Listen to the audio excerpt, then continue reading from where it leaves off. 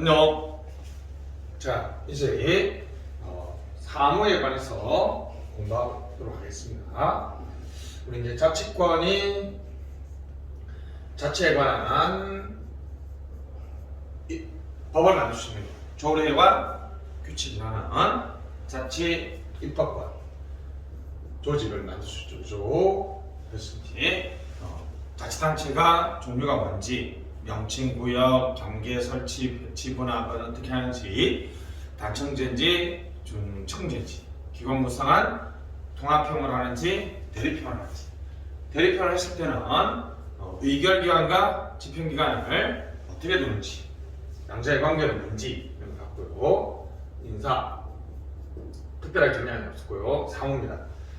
자, 국가와 지방의 사무를 배분하는 방식이 포괄적으로, 개괄적으로 하는 방식이 있습니다. 예시를 해서 국가사무, 전국적인 통일성이 필요하다, 외교 국방이다, 이런 것들, 자치사무는 거다, 이런 식으로 예시를 해서 각 사무를 해석을 해서 국가사무인지 지방사무인지를 결정하는 방식이 있습니다. 아주 융통적이고 신축적이고 일관성을 확보할 수 있죠. 근데 해석에 따라서 지방자치단체의 사무가 하나도 없을 수도 있어요. 왜냐하면 전부 다 국가사무로 해석할 수도 있으니까. 사무 구분이 사실 불명확하고 유명무실화될 수 있습니다. 지방자치단체의 특수성을 무시할 수도 있죠. 개별적으로 주는 것은 주민자치인데요. 이미 지방이 이러한 기본적으로 권리 판사의 법칙에 따라서 지방정부의 일이고 당연히 지방정부 해야 되는데 법률이 필요하기 때문에 각 지방자치단체가 요구할 경우에 이걸 개별적으로 요구하면 법률로 정해줍니다. 근데 옆에 있는 비지방자치단체는 이 사무를 자기들이 처리하지 않고 싶어요. 그러면 또 법률을 제정해주지 않죠. 자치단체의 개별성과 특수성을 고려할 수 있죠, 그죠? 근데 이제 법률을 너무 많이 제정해야 된다는 측면에서 혼란과 폭주가 발생할 수 있고 긴 시간이 필요하기 때문에 신속하게 대응하지 못한다는 문제가 발생할 수 있습니다. 자, 우리나라는 88년 이전에는 개괄적으로 또는 포괄적으로 했습니다. 이건 예시 자체도 없었다는 거죠. 너무 문제가 심각해서 88년 이후에는 포괄적으로 예시하고 있습니다. 개괄적으로 예시하고 있죠. 예시 이렇게 보여주고 있습니다. 그러나 2022년 지방자치법에는 기초 우선의 원칙인 보충성의 원칙, 중복하지 말고 포괄배분, 중대사무 위주로 일괄이양해야 된다는 것이고, 그 다음에 국가와 지방자치단체의 의무를 부과하고 있습니다. 지방자치법 제11조에는 국가나 지방자치단체가 사무를 종합 자율 수행할 수 있도록 주민 편익 증진, 집행 효과 등을 고려해야 된다고 나와 있고요. 자, 사무를 배분하는 경우 지역 주민과 밀접하게 관련 사무는 원칙적으로 시군구, 기초에 우선에 배분하고 시군구가 처리하기 어려운 경우에는 시도, 그죠? 이게 바로 보충성 원칙이죠. 만약에 시도가 처리하기 어려운 경우에는 이제 그때 국가가 개입해야 된다는 거죠. 됐습니다. 종합적으로 사무를 배분하도록 하고 있습니다. 자, 그 다음에 지방자치법 13조에 의하면 지방자치단체는 권할구역의 자치사무와 법령에 따라서 자치단체에 위임된 단체에 위임됐기 때문에 이것을 단체 위임 사무라고 얘기합니다. 그래서 이제 지방자치단체가 처리할 수 있는 사무는 자치사무와 단체에 위임된 단체 위임 사무죠. 지방자치단체는 의결기관인 지방의회와 집행기관으로 구성되어 있으니까 당연히 이 단체 위임했단 말은 의회와 집행기관이 다 관여할 수 있다는 거죠. 그죠? 단체 위임 사무에 대해서 조례를 제정하거나 지방의회가 행정사무 감사권을 행사하는 것은 당연히 가능합니다. 예시 하면 다음과 같다는 거죠. 이제 자치사무소 그죠. 지방자치단체 구역 조장, 행정관리, 공기정지, 농림수산, 상공업, 지역개발, 자연환경 보전, 교육, 체육, 문화예술, 지역 민방위, 국제교류 등이 됐습니다. 다만 법률에 의해서는 그러하지 않아도 되어 있습니다. 자, 지방자치단체의 종류별 사무배분의 기준이 나와 있습니다. 광역, 시도, 제한적이죠. 광역자치단체는 지방자치단체가 할 수 없는 것들에 대해서 하는 게 좋겠죠. 제가 지난 시간에 했던 금강, 한강, 북한강, 남한강, 낙동강 같은 국가가 해결하기에는 좀 작은 문제지만 개별자치단체가 해결하기에는 좀 큰 문제인 경우에는 광역이죠. 2개 이상의 시군구에 걸쳐 있는 것, 시도 단위로 동일적인 기준이 필요하다. 지역의 특성을 살리면서도 시도 단위로 통일성을 유지할 수 있는. 그럼 대충 보니까 이거는 금강, 북한강, 남한강 같이 우리 국가가 해결하기에는 좀 작지만 기초단체가 해결하기에는 좀 큰 걸 말하는 거죠. 자, 시군, 자치구는 기초는 1항에 있는 것들을 다 빼고 다 할 수 있죠. 됐습니다. 종류별 사무는 대통령령으로 정한다고 되어 있습니다. 경합하지 말아야 된다는 걸 아시고 됐습니다. 이제 15조가 바로 국가사무죠. 다음 7개를 예시했는데 그것은 국가사무니까 지방자치단체가 처리하면 안 된다고 되어 있습니다. 자, 자치사무가 있습니다. 그죠? 자치사무. 됐습니다. 그래서 관할구역의 자치사무. 구조 1항이죠. 상하수도, 시장, 병원, 공원, 운동장, 초등, 도시계획, 도서관, 지방사무가 다양합니다. 단체는 위임사무는 합의해서 위임하는 것이 아니라 법령에 지방자치단체에 위임한다고 되어 있어요. 그죠? 그럼 그것은 단체 위임사무죠. 법령에 위임되어 있습니다. 보건소, 시군의 도세 진출, 시도의 국세 인수, 국도 유지 보상, 광역자치단체 하천 보수 유지, 국교 하천 점용료 사용료 징수, 생활보호 공부 등이 있습니다. 시험에 이렇게 나오면 이런 예시도 나오는데 빨리는 아니어도 되겠죠. 기관임 사무에서 국가사무고 가족관계 등록, 부호적 사무죠. 징병, 민방위, 인구조사, 선거, 경제, 경찰. 경찰은 이제 조금 사용해야 되겠죠. 국가경찰은 맞지만 자치경찰은 이제 자치사무로 이제 바뀌는 거죠. 가장 많이 나오는 건 이겁니다. 그죠? 징병하고 가족관계 등록 사무는 부호적 사무는 국가사무다. 기관임 사무다. 라고 기억해 주시면 좋을 것 같습니다. 가장 중요한 차이는 바로 이거죠. 그죠? 지방의회 관여가 안 됩니다. 왜요? 국가사무를 국가의 하급 행정기관으로서 자치단체장이 위임했기 때문에, 기관이 위임했기 때문에 이런 국가사무. 이건 이제 단체에 위임했다. 단체는 의결기관과 집행기관을 포괄하는 겁니다. 그래서 의회 관여가 가능하다는 것이죠. 그래서 자치사무는 지방자치단체의 존립에 관한 거니까, 그죠? 장려금적 국가가 보조금을 주고, 자치사무니까 장려금적 보조금, 단체 위임이니까 부담금이죠. 단체 위임은 부담금 주고, 기관임 사무니까 기업이죠. 교부금을 줍니다. 그죠? 다시 자체 사무니까 장려금적 보조금을 주고, 단체 위임 사무니까 부담금을 주고, 기관임 사무니까 교부금을 줍니다. 이제 학문적으로는 위탁금이라고 그러는데 법에는 교부금이라고 되어 있습니다. 그렇죠? 자, 국가가 보수해주는 국토보조금은 사용 목적이 특정되어 있습니다. 특정 제목이죠. 국토보조금은 종류가 3개인데요. 장려금적 보조금은 지역시니까 자치사무에 주는 것이고, 부담금은 단체 유임 사무에 주는 것이고 기관 이용 사무는 기업이니까 교부금을 준다는 거죠. 됐습니다.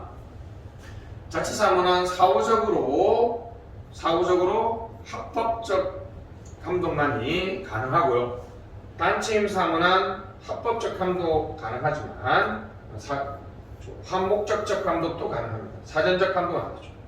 기관 임무 사무는 국가 사무를 시킨 거니까 사전적으로도 가능하고 합법적 플러스 한목적성 감독도 가능하죠. 그죠?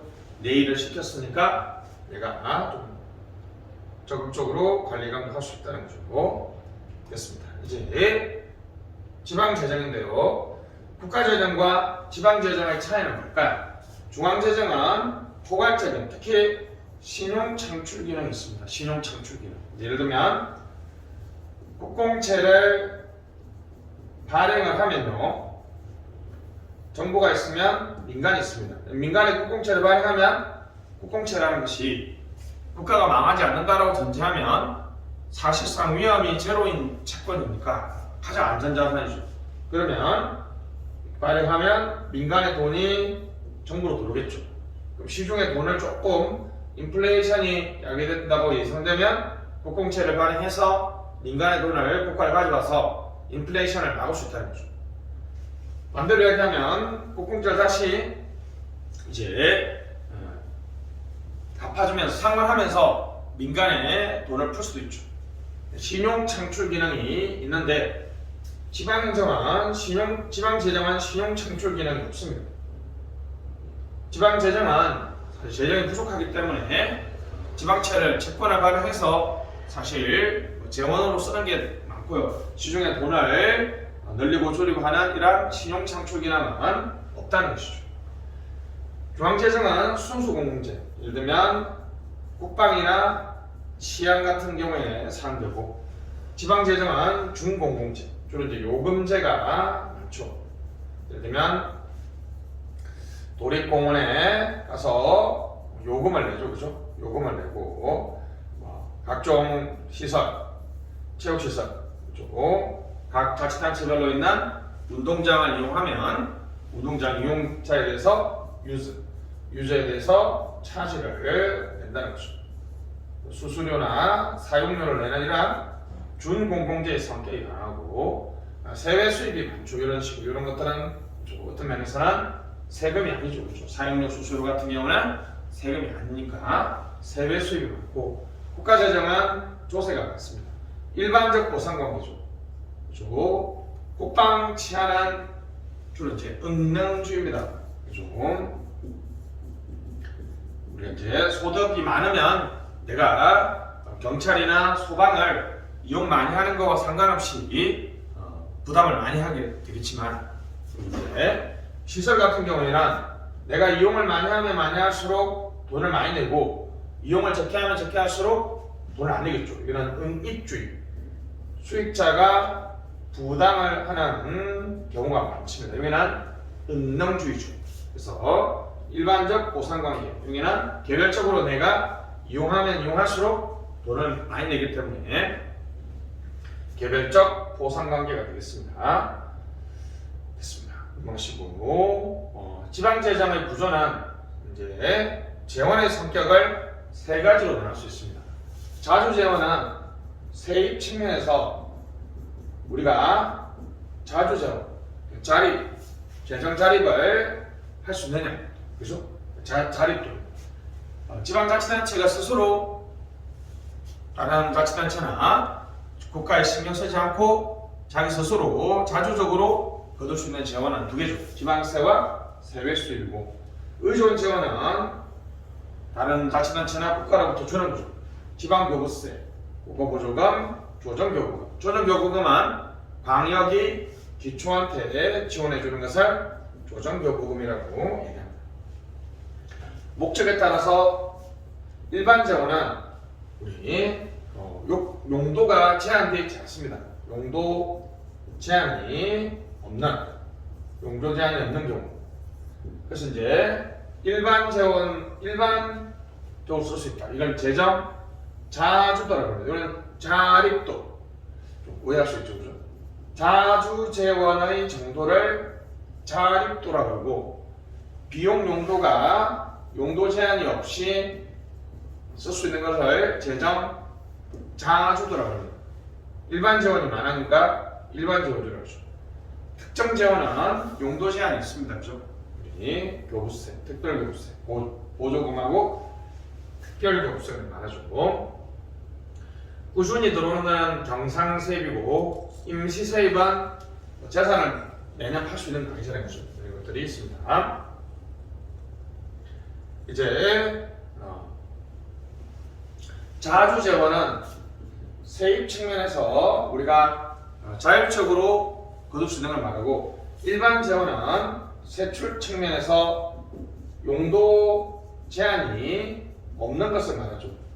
그렇습니다. 그래서 국세의 지방세 전환을 강조하고요. 일반 재원주의는 국가가 지원해 주는 거라도 용도 제한만 없으면 결국 쓰는 데는 큰 문제 없다는 거죠. 그래서 이쪽에는 일반 재원의 증가를 강조합니다. 됐습니다. 지방교부세의 그 대부분이 특정 재원이 아니라 일반 재원이기 때문에 지방교부세의 증가도 좋아하지만 여기는 지방교부세를 국가가 지원해 주는 거니까 의존 재원이다. 그래서 그것을 지방세로 바꾸는 것을 주장합니다. 자, 재정의 구조가 있는데요. 한번 보시죠. 그래서 이제 지방재정은 우리 국가처럼 일반 회계와 특별 회계가 있고요. 기금도 당연히 있겠죠. 그죠? 일반 회계는 다시 자주재원하고 의존재원이 있습니다. 자주재원은 다시 세금하고 세외 수입이 있고요. 의존재원에는 지방교부세와 국고보조금이 있죠. 국고보조금은 우리가 방금 장려금적 보조금은 자치사무에서 지원해주는 거고 부담금은 단체위임 사무에 지원하는 거고 교부금은 기업이니까 기관위임 사무에 지원해주는 거라고 그랬죠. 그죠? 보통 특별 됐습니다. 그 다음에 소방안전 교부세가 있는데 이 두 개는 용도가 정해져 있는 우리 특정 지원이고 보통 교부세와 부동산 교부세는 일반 지원이죠. 그 안에 내용은 잘 안 나오니까 나중에 이제 하나씩 보겠습니다. 자, 그 다음에 지방 재정 자립도는 재정 자립도니까 자주재원의 말하죠, 그죠? 자주재원은 세금하고 세외 수입을 말합니다, 그죠? 총수입 총재원분의 자주재원. 자주재원이 뭐라고요? 지방세하고 세외 수입인데, 이게 이제 기본 원칙인데, 우리나라 법에는 이렇게 안 하고 총재원이 아니라 일반 회계를 말합니다. 근데 당연히 특별회계까지 합쳐야지 총재원이겠죠. 첫 번째, 특별회계 계산은 빠져있고, 지방세하고 세외 수입이 있는데, 지방채는 빼요. 지방정부가 자체적으로 발행할 수 있는 채권, 지방채는 다시 이론상 당연히 그걸 채권을 발행해서 민간에서 돈을 걷어보면 자율적으로 쓸 수 있기 때문에 자립적으로 걷어들이는 돈이고 자주적으로 쓸 수 있기 때문에 재정 자립도에 넣어야 되겠는데 우리나라에서는 지방채가 거의 대부분 발행되는 것이 재정 이 빈곤한 상태에서 사실상 거의 대부분 다 그것이 빚으로 귀결되는 경우가 많기 때문에 우리나라 법에는 빠져 있습니다. 됐습니다. 다시 그래서 우리나라 이론상 지방채도 포함해야 되는데 우리나라 실무상은 지방채는 재정자립도 계산에 빠지고 전체 일반회계, 특별회계 전체의 재원이 아니라 일반회계 예산만을 계산한다는 거죠. 됐습니다. 문제점은 재정 규모나 재정 건전성 등을 고려하지 못합니다. 그죠? 재정적 격차를 고려하지 못하고 특별회계를 계산하지 않고 있다고 그랬죠. 세출의 건전성, 똑같은 말이죠. 재정 건전성 이런 것들을 파악하지 못하고 있습니다. 무슨 얘기냐면 예를 들면 A 자치단체는 20에 10이에요. 일반에게 20 중에서 자주재원이 10인데 B 자치단체는 100분의 30입니다. 그럼 이건 재정자립도가 0.5고 이건 재정자립도가 0.3이죠. 여러분이 보기에는 재정자립도는 A 자치단체가 훨씬 크죠. 근데 재정규모는 일반회계가 20이고 일반회계가 100이니까 제가 만약에 자치단체장이면 재정자립도가 높은 A보다는 재정자립도는 낮지만 재정규모는 엄청 큰 B를 하겠어요. 그러니까 재정규모를 고려하지 못하고 있다는 거고 이거는 돈이 들어왔다는 거지 선심성 사업에 돈을 써버릴 수도 있고요. 여기는 알뜰하게 쓸 수도 있죠. 지출 측면을 고려하지 못한다는 것이 재정 자립도의 문제점입니다. 특별회계는 고산하지 않는다. 법령상 지방채는 빠졌다. 재정 규모, 세출의 건전성, 세출의 효율성, 재정 규모는 고려하지 못한다는 것이 우리나라 재정 자립도의 문제점이죠. 자, 다양한 지방재정의 재정력 지표가 있습니다. 재정력은 진짜 다 포함합니다. 자주재원, 의존재원, 지방재원 다 합친 거죠. 있습니다. 기준재정 수요액과 기준재정 수입액이 있습니다. 안에 내용은 보지 마시고 이걸 나눈 것이 재정력 지수입니다. 그죠? 그래서 수요액의 수입액, 그죠? 그래서 재정력 지수가 1 이하인 경우 이때 이제 재정력 지수가 1 이하라는 것은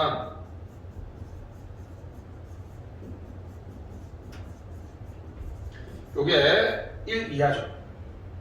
그래서 이걸 이쪽으로 보내면 수입액이 수요액보다 작다는 거잖아요. 잘 생각해 보세요.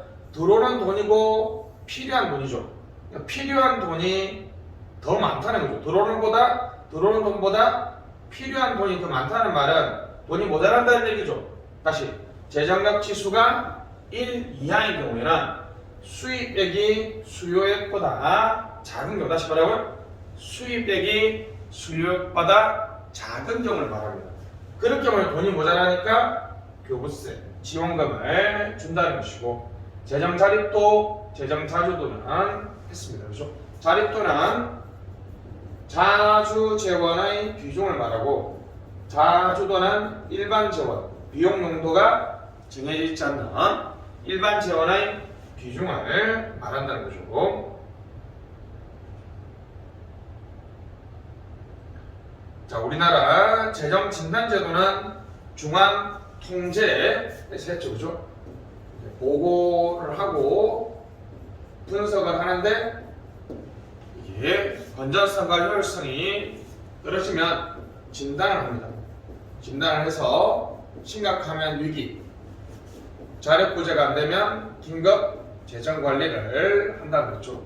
이제 사후적으로 하는 것이고 기획재정부 장관이 아니라 행안부 장관이 한다는 것이죠. 됐습니다. 진단의 결과 재정위기단체, 심각하면 재정위기단체, 건전하게 수립하고 지방 의결 거쳐서 중요사항을 보고하고 1년에 2번 이상 주민들에게 발표, 공고해야 된다는 거죠. 그런데 이런 이제 중앙통제에서 했으니까 넘어가시고